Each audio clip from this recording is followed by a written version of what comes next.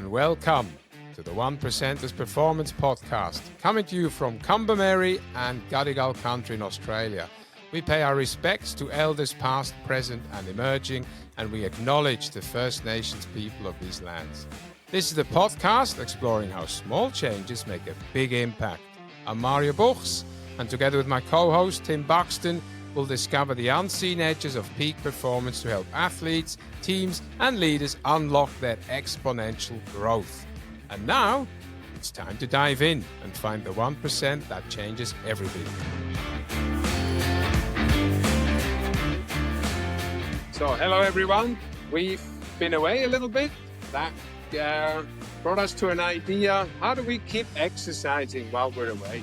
So, we're going to have about 20 minutes today to discuss this. Yeah, I literally got back today. Flew in this morning I was in Southeast Asia for a while. But the funny thing was, right, is I'm leaving for my trip about 10 days ago, and you landed literally the same day as I was leaving. So we haven't barely had a chance to really catch up, which is probably why we've got an episode or two to still release, which they're coming out. But yeah, when you said I've got an idea for our next episode on how do we keep training while you're away, it was like, dude, I was literally thinking about how I'm going to do a run on this one day where I felt like I had to do a run or else I was going to drive myself crazy. So perfect topic. You're pretty dang good at it because this is how you got into running, right? This is what made you get fit in the first place, right? Living life on the road, and you made it a lifestyle even when it's not convenient. Yeah. Look, many years ago, I was still a service engineer, and we've mentioned this on the podcast, so that's not really new anymore. But yeah, I kind of worked all day, like usually 11 days on the trot, went home for 2 or 3 days, and then went away again for 11 or 12 days, and that year after year, and sometimes even longer. So at the end of the day, I just decided something has to change. So I did a bit of a school at night, but also started running in the evening after work instead of going to the pub.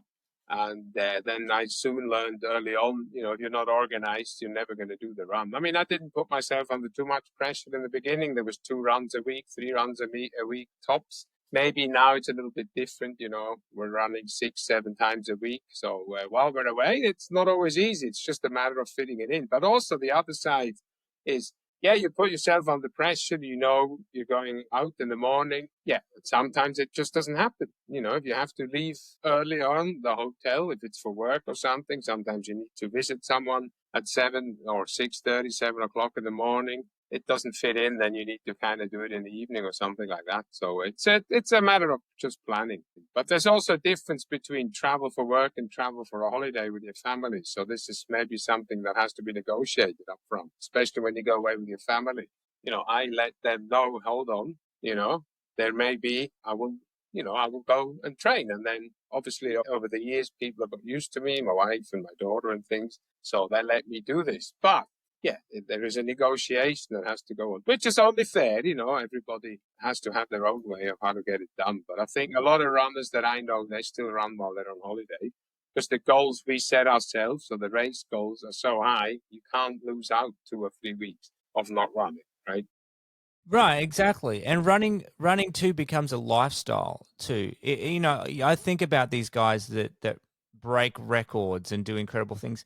It's a lifestyle for them. They're not going to just finish breaking a record and never run again. They run because they love it and they're doing it. But the reality is, loving it and wanting to do it, it's great. But there's challenges when your other commitments and other people in your life. You actually mentioned it. You don't realize you did. You said you're going away to the Blue Mountains I think tomorrow for a few days, and you told me how you've communicated with your wife that this is what I would like to do in the morning, and this is and all of that helps me realize one of the powerful ways in which you've ensured that you can find consistency even when you're on trips or whether, like you said, for holidays or for work, is through communication.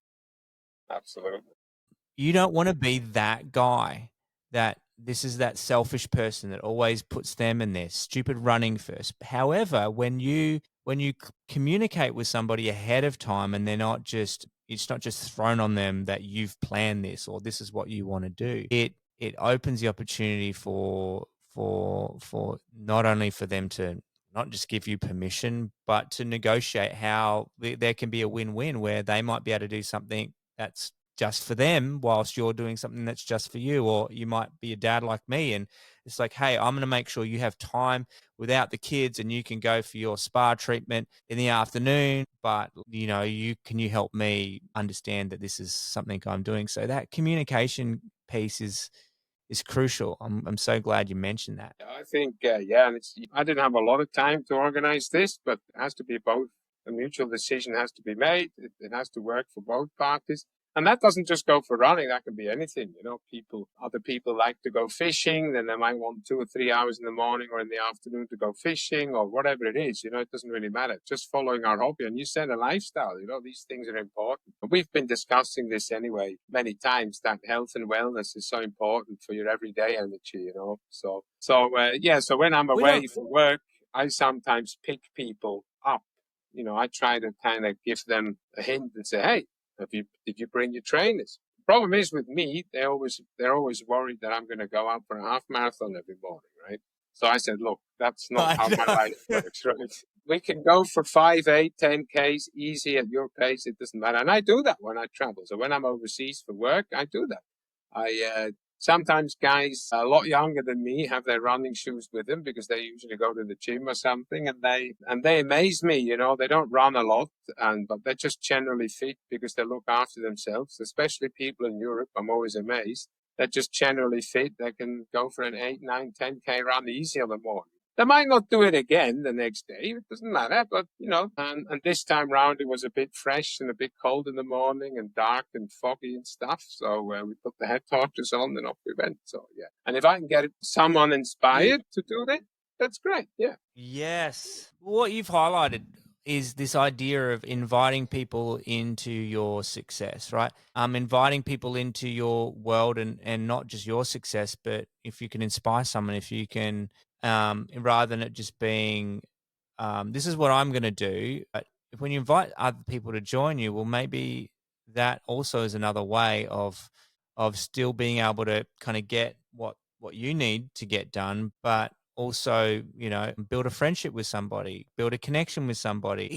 There's something about, I keep hearing this all the time, like these elite performers, you have to be selfish, right? You have to keep hearing this, like these people that, the world revolves around them for them to achieve great success as an athlete, certain tennis players or certain whatever, that everything is just them, and other people in their life. And I don't know that it has to be that way. I don't know that we have to be that selfish, self-centered human being in order to be a peak performing, successful person in what we're achieving, whether it be in athletics or whether it be in our work. I actually believe this idea of inviting people into the journey rather than using them or casting them aside when there's a conflict of something, like, because in the first episode we recorded with you, you talk about you can't do this alone. You need people to crew with you. You need people not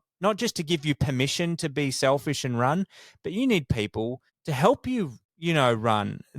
I'm a social runner too. Like, it's hard for me. I really can go a lot further, a lot easier when I'm running with somebody than when I'm just there alone with my head, as much as it's an important part of my own personal meditative part of my day as well. But I think there's that shift of mindset of like, I don't have to be that guy. And I think communication and the way we invite people in rather than exclude people is a huge, powerful shift. What do you think? Absolutely. Have you seen that work for you? Look, I think when you're talking about the top performance, people at their peak, there's two things here. Like, the first one is obviously that's their job. So they're allowed to go to work every morning and do their job, right? Yes, tennis players, true. They have to train 4, 5, 6 hours, and that's fine. They're not going to do it at 3 a.m, right? Right? Footballers, right? EPL, they go out, maybe they've got 2 sessions a day, but they're away from home a few hours because they've also got this whole community going on. They meet each other beforehand and so on. And you know this from the AFL, the players that there and the community you're in there. So that's their job. So other people have to also accept that. For us as hobby athletes, so to say, we might actually be the ones probably that are a little bit more selfish, because other than the 8 or 9 hours that we're already at work, or 10 hours, depending on what we do, we then still have to get that exercise in. So for many people, that's the gym. They might do it at lunch. So it's just finding ways again of fitting it in without upsetting the apple cart, as they say, at home. Yeah. You want to keep everything. So for me, that's obviously in the morning. It's not always ideal because I might not be the quietest person to get up in the morning. But I have one nice example as well. When I was in Switzerland, I went out running Sunday morning for my long run, and in a really beautiful part of the world. And I saw two guys running ahead of me, and they both had packs on as well. So I knew they're going out for a longer run, not knowing how long they've already been in the run. So anyway, story short, I caught up to them and I just introduced myself and I said, where are you guys going? How long are you going for? And they both spoke German back to me, but I remember one guy was actually Irish. He was training for his second marathon and stuff. And we just got chatting away. And in the end, we ran together for 2 hours. I asked permission to run with him. I said, look, is it a problem? I'm more than happy to not having to run on my own. They said, great. And we soon came talking that, I also coach and stuff. And they said, oh, great. So I gave them some hints and tips. So it was give and take. And we all were happy. We were all smiling, took a picture at the end and done. And even the funny thing was actually the Irish guy who spoke really good English, German. And in the end, I was going to say knew, that. sorry, that's sorry, a good, sorry. a good one. Sorry. It's this Who whole can thing understand these between, Irish? I tell you I what. know, correct. Yeah, poor guy. Yeah. So he spoke German and stuff. But after about 45, 50 minutes of us in the run, I changed into English because the Swiss guy he spoke English. And then in the end, the actor said, thanks, mate.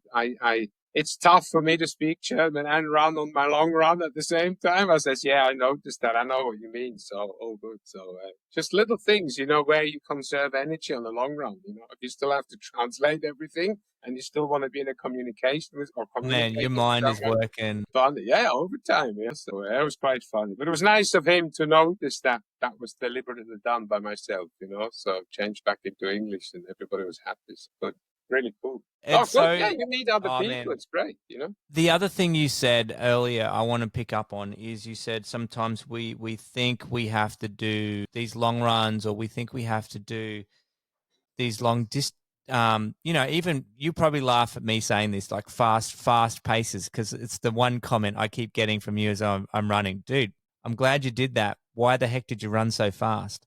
Like, this is supposed to be your slow run. But it's maybe bringing down our expectations. Consistency is better than, and I'm not preaching to the choir here. Like, I'm the kind of guy who's needs to learn this, that little bits when you can is better than trying to keep up with your regular schedule. Like, hey, how about we just look at you just getting out for 30 minutes instead of having to put in that 1 hour run, and just bring that down, because your consistency in your running is going to be far better in the long run than that. What would you say to that?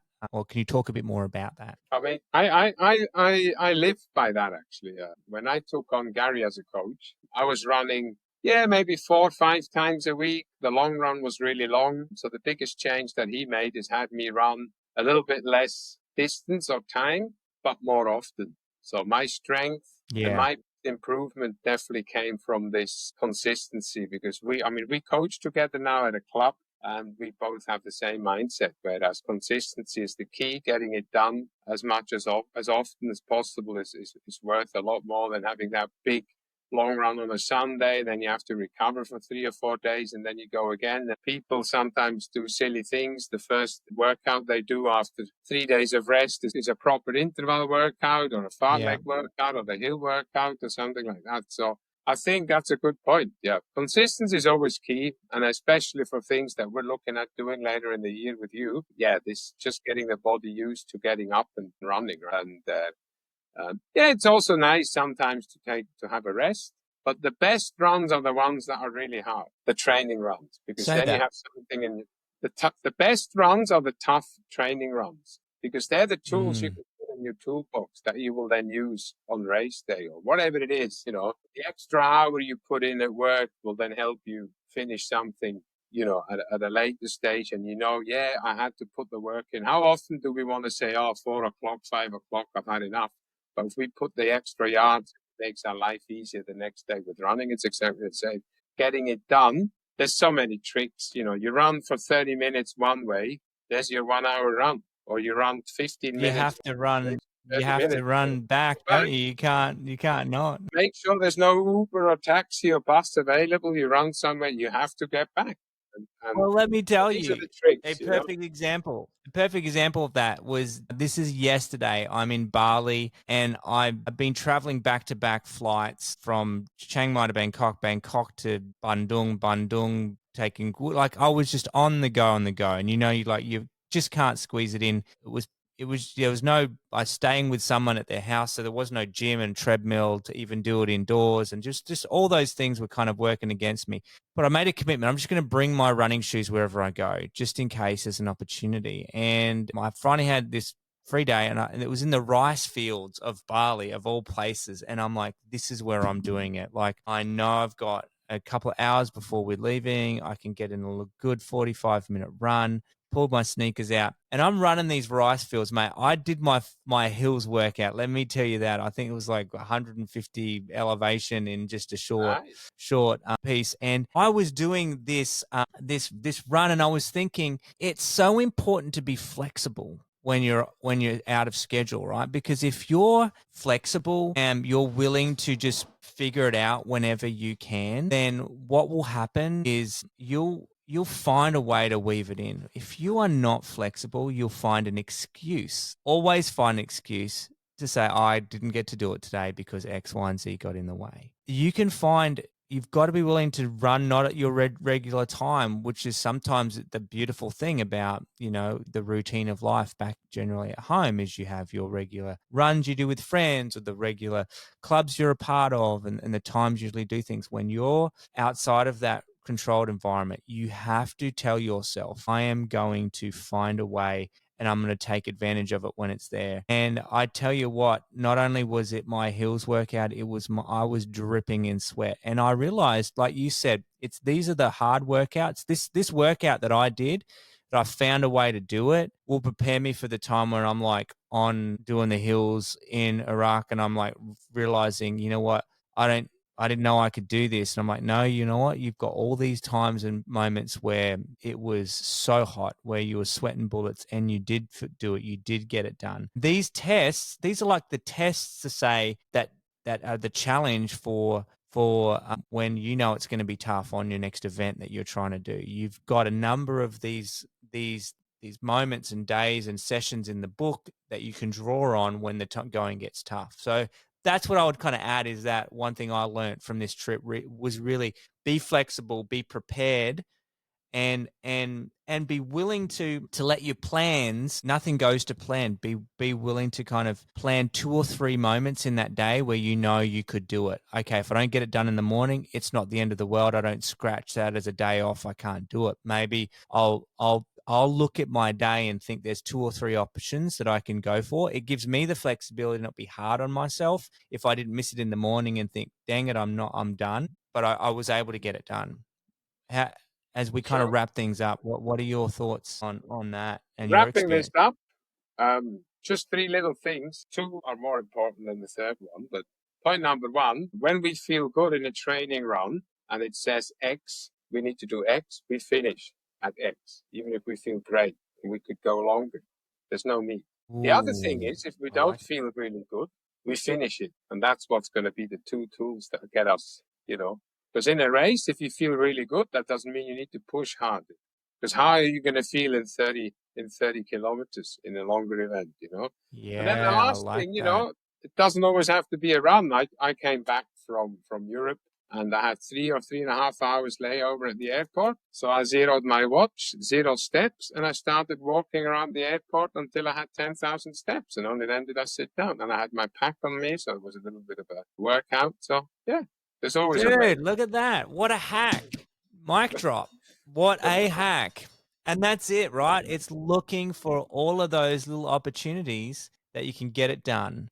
Man, mic Correct. drop. Hey, there's so much more. One thing I will say is one of the best things about having a coach to help you through this too is on my trip, having you check in on me. Hey, like, even though you're like, hey, let's record a podcast on you running, knowing that you weren't keeping me accountable. And that's the other thing I'd say is have people in your life that you know your challenge or know that you want to be consistent. They're not keeping you accountable. They're keeping you close. They've got their arm around your shoulder and they're like, hey, you're doing it. I know it's tough. Hey, let's just do this. And that's what you are as a coach. And I think anybody out there that's looking for keeping that consistency, there's a lot that you can learn from, and none other than having someone along your side, cheering you on, pushing you forward, because we can't do this alone. We need each other. But communicate, be flexible, and look for all these sneaky opportunities. And mate, so much gold out of today. Thank you so much, Coach Mario. Yeah, great episode. And yeah, look forward to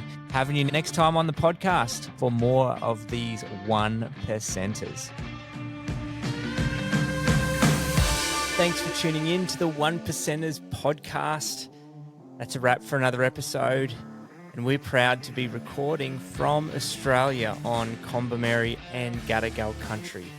And we honour the traditions and knowledge of the First Nations people and pay our respects to elders, past and present.